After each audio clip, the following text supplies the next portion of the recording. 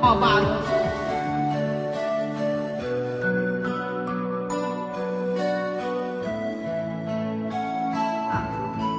Ờ, hát chưa hát đi. chưa. Cái dòng này ra. Rồi.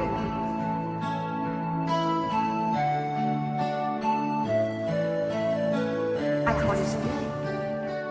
Kèm bao số kẻ chia sẻ Mà điều nó có nghe được một không? cờ Có mà. Như anh nói chuyện này nó nghe thấy không? Có nhưng mà em không mơ, em chỉ nó hát trước rồi em chỉ hát thôi. Nó để dùng để hát thôi.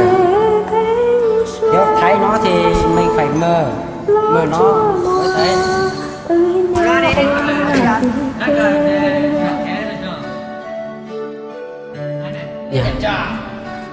Tràn đời nó cha hơi do cơ tràn đời trời cùng có trong sông từ trâu nô non hầu lui xiên mơ mòn chỉ không lưu sâu sập lưu mua tình đến đường tu cu lô cha bùa cha ya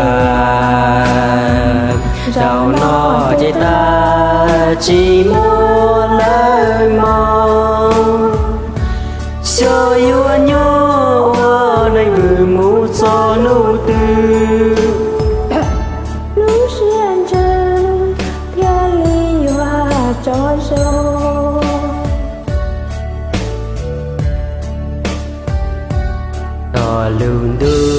thọ lưu tế ba có công mộng đầu tu này dòng nguồn cho lúa mu thọ luôn nhà mu tay chi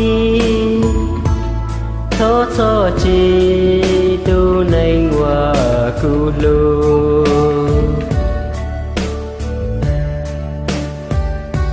nhẹ nhẹ có lưu có lo chỉ tao chạy ở dòng hông đây ta chỉ trao yêu ta sâu cho cái lù ya ta trao lo cú thia cơ chia qua y ra đa này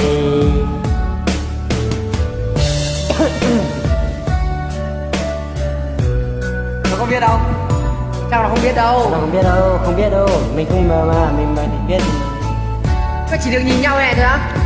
nhìn nhau này thì khi nào nó xem nó thấy thôi Nhưng mà đến lúc mình dơ thế này nó có thấy không? có chứ nhưng không bây giờ thì không thấy nhưng mà khi nào nó xem nó thấy tu cu lô cha bùa cha ya rằng nó chỉ ta chỉ muốn mong yêu thôi muốn cho nụ tư lưu xiên chữ tia li hòa cho dòng